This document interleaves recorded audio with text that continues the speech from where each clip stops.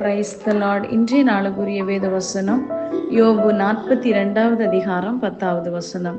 யோபு தன் சிநேகிதருக்காக வேண்டுதல் செய்த போது கர்த்தர் அவன் சிறையிருப்பை மாற்றினார். யோபுக்கு முன்னிருந்த எல்லாவற்றை பார்க்கிலும் இரண்டத்தனையாய் கர்த்தர் அவனுக்கு தந்தருளினார்.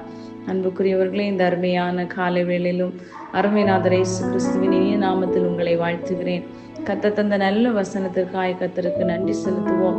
யோபு தன் சிநேகிதருக்காக வேண்டுதல் செய்தான். நம்முடைய சிறையிருப்பு மாற வேண்டுமானால் நம்முடைய சிநேகிதருக்காக இந்த காலகட்டத்திலே கர்த்தர் மிகவும் விரும்புகிற ஒரு காரியம், நாம் அந்த தேசத்திற்காக திறப்பிலே நிற்பதை கர்த்தர் விரும்புகிறார்.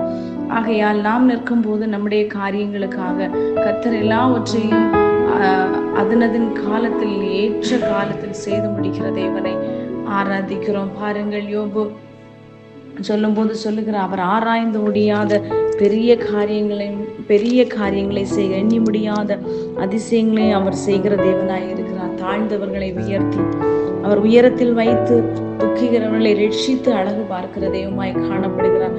ஆதலால் இன்று உங்கள் துக்கம் சந்தோஷமாய் மாறும். கர்த்தருடைய வாக்கு தத்தங்கள் நம்முடைய வாழ்க்கையில் ஆம் என்றும் ஆமேன் என்றும் சொல்லப்பட்டிருக்கிறது. அதே நேரத்தில் நாம் நமக்காக மாத்திரமல்ல, நாம் இந்த தேசத்திற்காக திறப்பிலே நிற்க வேண்டும். நம்முடைய அண்டையலாருக்காக, கர்த்தரை அறியாத ஜனங்களுக்காக நாம் திறப்பிலே நின்று ஜெபிக்கும் போது கர்த்தர் நம்முடைய சிறையிருப்பை மாற்றி நமக்கு வரக்கூடிய எல்லா ஆபத்து அனர்த்தங்கள் எல்லாவற்றிலிருந்து விடுவிக்க வல்லமுள்ள தேவனாய் இருக்கிறார். அவர் நேற்றும் இன்றும் நாளை என்றும் மாறாதவராய் இருக்கிறார்.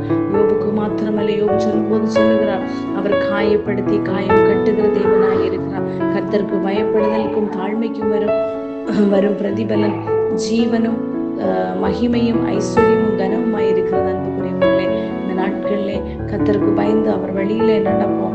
யோபுவை போல நம்முடைய பாடுகள் வரும்போது கர்த்தரை மாத்திரம் நோக்கி பார்ப்போம்.